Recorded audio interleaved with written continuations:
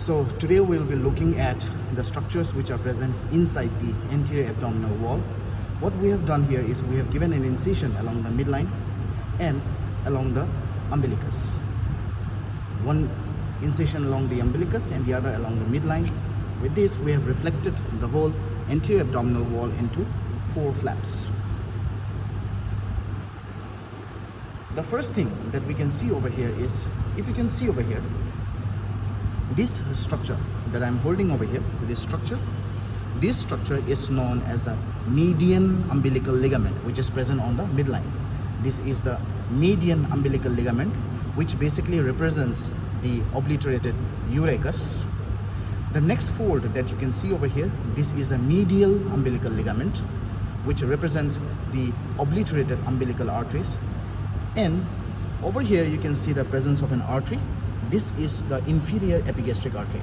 So on this section you can see the presence of the artery over here rises the peritoneum for a little bit fold. So this fold is known as the lateral umbilical artery, which has the inferior epigastric artery. So we have ligaments which are present on both the sides. I'm showing you on just one side. So on the center we have the median umbilical ligament.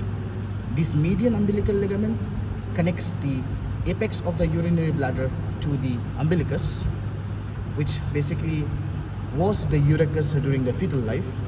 The next, this one you can see over here, this is the medial umbilical ligament, which represents the obliterated umbilical arteries. And the fold present over here, this is the lateral umbilical artery, which has the inferior epigastric artery.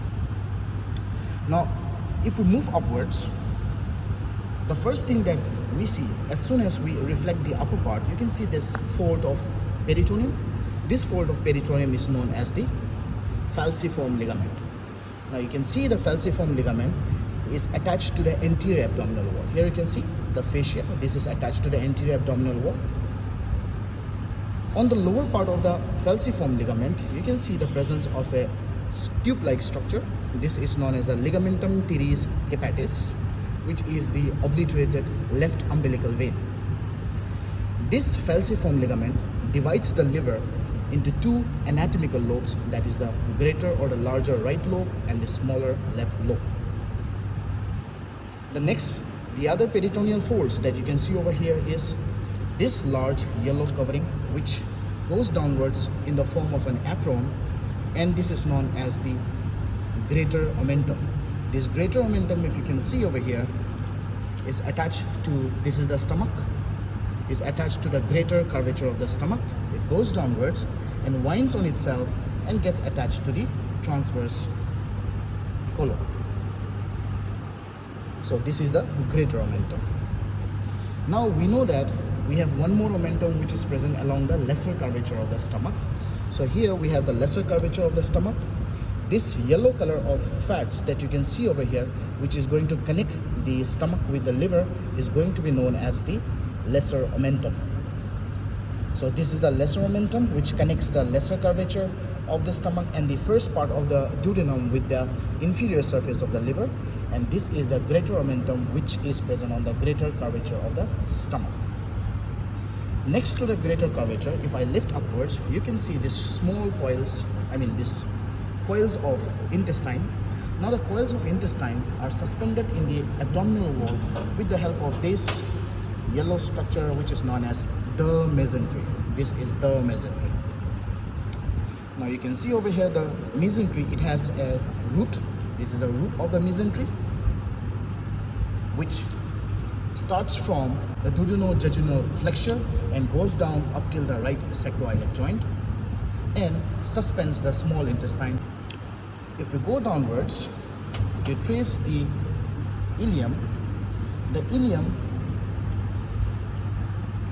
continues here, or it finishes over here, and the large intestine continues from here. So the junction over here is known as the ileocecal junction. This is the ileocecal junction. Alright, so this is the ileum, this is the cecum, the ileocecal junction. This is the cecum. Just beneath the cecum, if you look properly, you're going to find a worm-like structure known as the vermiform appendix. This is the vermiform appendix.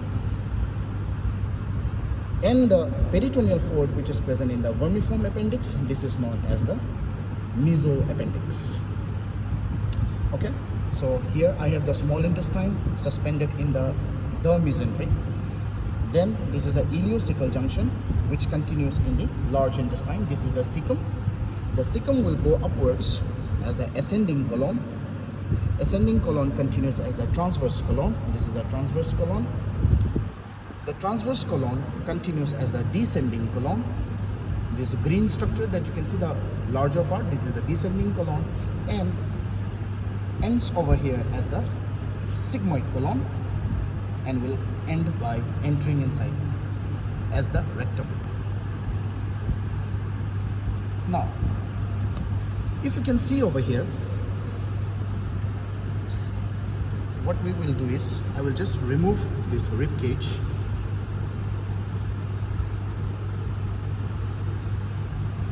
The purple color structure that you can see over here, see this one? This is the spleen. Okay, so this is the spleen. The ligament which is present just beneath this one, this is known as the phrenicocholic ligament. This is the phrenicocholic ligament. Now, because of the presence of this ligament, phrenicocholic ligament, during splenomegaly, the spleen is not going to descend downwards, it descends obliquely.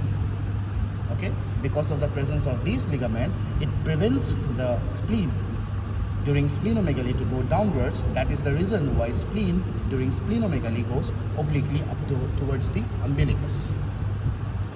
Okay, so these are the peritoneal folds that we have seen today: the greater omentum, the lesser omentum towards the lesser curvature. Here in the intestine we have the mesentery. This is the mesentery. Here we have seen the ileocecal junction. This is the ileocecal junction, where the ileum ends and cecum starts. Just beneath the cecum, towards the right side, just beneath the cecum, you can see the presence of this vermiform appendix. This is the vermiform appendix. The cecum continues upwards as the ascending colon. This goes as the transverse colon. This is the descending colon. Now, the descending colon and the transverse colon, the flexure that you can see over here, this is the left colic flexure, also known as the splenic flexure, because it is present just beneath the spleen. So this is the left colic flexure or the splenic flexure. And over here, this is the right colic flexure. Just because it is beneath the liver, it is known as the right or the hepatic flexure. So these are the structures that we have seen today. These are basically the disposition of viscera that is going to be present over here. See, we have the liver.